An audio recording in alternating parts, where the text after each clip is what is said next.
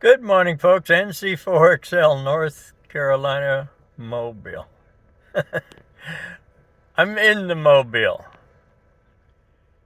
Sometimes you have to make use of the time that you have while you have it. Otherwise, you have wasted the time you had.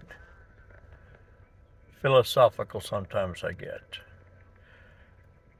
Apparently, you might have seen the post where I said, for new hunters and activators with some basic questions.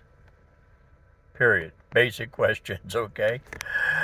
If you follow Facebook, sometimes you see some questions that you thought of asking yourself, but you don't want to be flamed or have somebody give a snide remark when all you're trying to do is just get a simple answer. Many times, many new hunters and activators fail, I hate using that word, but fail to do some scrolling and reading down because they don't have the patience to hunt for the answer to a possible question they have. So, based on that, here's a suggestion I'm asking. If you like what you see, if some of the questions you were thinking about are good for club members or a ham friend of yours around the street or whatever, tell them to come and visit the YouTube channel. They don't have to subscribe. They don't have to like it. I'm not selling anything. I don't work that way. If I ever review anything, I purchase it so that it's mine and it's not a freebie or a review type thing. I say that intentionally because I'm an old geezer and I really want to help those that are new into the hobby of ham radio, especially those that are getting into this crazy thing called Parks on the Air. So let's see if I can just ring a few things. There's a list, and every day there's a new question. I'm going to just try to touch on some different things. Okay, on the hunter's scenario, if you're looking on the app, you can follow every activator wherever they're at by the frequency or by the time or by their call sign in order. There's several different ways to adjust that app so that you follow. You're new as a hunter. You really may not understand the reasoning why you can work 15 different activators in the same park, because you have achievement levels which come into the awards section, which are yours for free. You don't have to send no SASC. You don't have to send no money. They're levels that you acquire. So after joining the Parks on the Air, registering, and reading, God, this is important, guys and gals. Take some time. There's nothing worse than putting a kit together and find out you got parts left over. So what do you end up doing? You go back to reading anyway. So just start and read a little bit about Parks on the Air.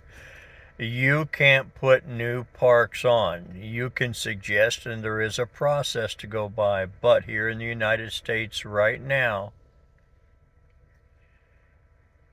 it's on hold for new additional parks.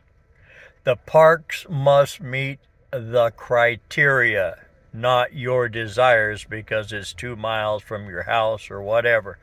That part of it doesn't count. I drive an hour to an hour and 15 minutes. If you happen to work the North Carolina for Extreme Lovers Guy, that's me. Because I don't have the proximity of parks around the driveway and down the block or two. I have to go to them. I have local parks that I could go to in a few minutes, but they're not part of the system. So don't keep asking, when can I do it? When can I do it? They will be placed in at the time that they open up for United States parks again. And again, there's a criteria that each park must follow. If you're out on an activation as an activator and you're on private property, we'll say at my house, I live in a park. That's where I reside. I live in that park. That's private property. That's my property. That's not park property. You can't activate there. You have to be in the public. Did you hear that? Public property, not private property. So put that in the back of your head. For you activators and hunters that are thinking about activating, your antenna, your equipment, your anatomy must all be at the same location in the park. So you cannot set up your antenna and your radio in the park and then go home and run remote because you're not in the park. Simple, frequently asked questions. Question. All three of the said items need to be in the publicly owned park. Now, when you look at the map and you see the little yellow dot, that's not the only place that you can activate. That is a reference point. Many parks have different entrances, and I found that out the hard way in learning, and that's a good thing. That park may have several parks within it. That's where you become a little bit more educated and take and research where you're going. Some of the parks have trailheads in that are an entity. So you need to use the interreactive maps from like mountain to sea trail. It is not a continuous trail forever and ever. No, it breaks off, it comes on, it breaks off, it comes on, it goes this way, it goes that way. So there's different parts of parks that may have the trail in it. And then it quit, and 4 miles down the road, it starts back up. That happens with trails. And it doesn't happen just in North Carolina. I'm sure it happens throughout the United States.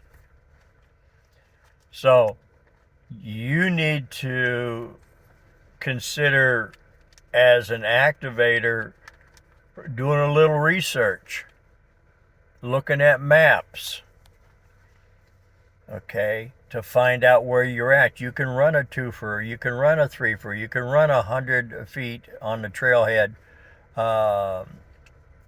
in the park that you're at to make it a twofer or threefer. That's what we do. But I've done my research, so I know where to sit, basically, to meet the criteria.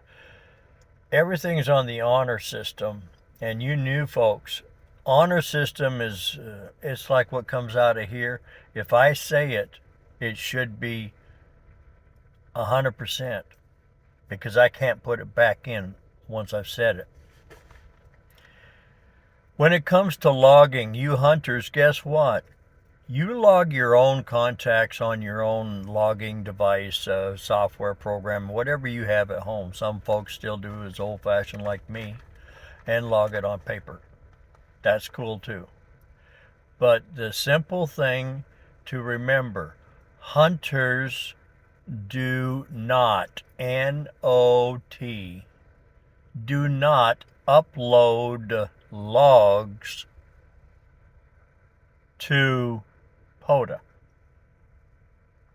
Okay, you may upload your contacts through QRZ or LOTW or whatever other place that you place them. That's your personal log.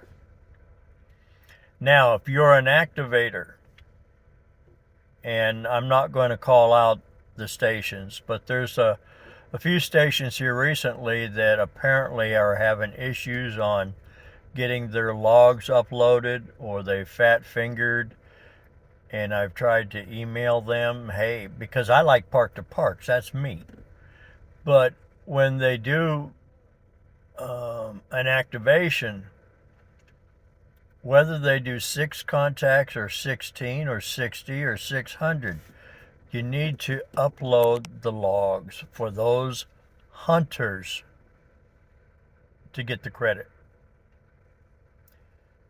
I don't like to use the word failed. There's times where you have an activation that just doesn't meet the criteria that you're expecting. Forgive my bouncing around here, folks. You have to realize that a lot of people are dependent upon the activator.